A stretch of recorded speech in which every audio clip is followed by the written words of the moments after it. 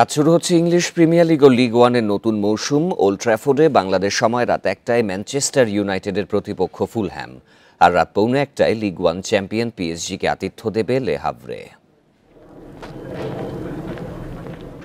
গত মৌসুমটা দুঃস্বপ্নের মতো কেটেছে ম্যান ইউনাইটেডের।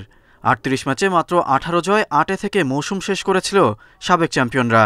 নতুন মৌসুমে স্বরূপে ফেরার চ্যালেঞ্জ, তাই শুরু থেকেই সতর্ক টেন হাগের শিষ্যরা।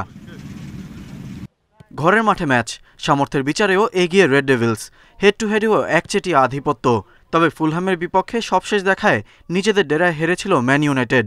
মৌসুমের শুরুতেই প্রতিশোধ নেওয়ার সুযোগ স্বাগতিকদের।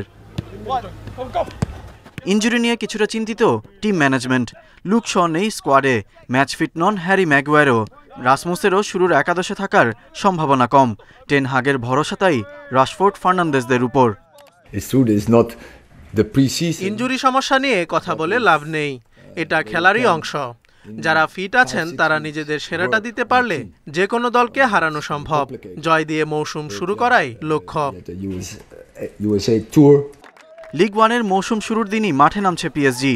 ২০১৭ সালের পর প্রথমবার এমবাপেকে ছাড়া লড়াইয়ে নামবে লিগ ওয়ানের বর্তমান চ্যাম্পিয়নরা।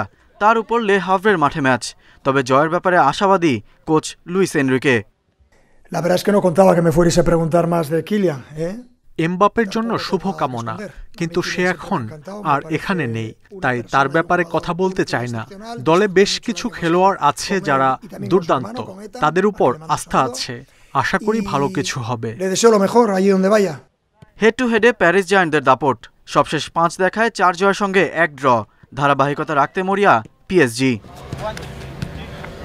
Ghalib Hasan, Independent news.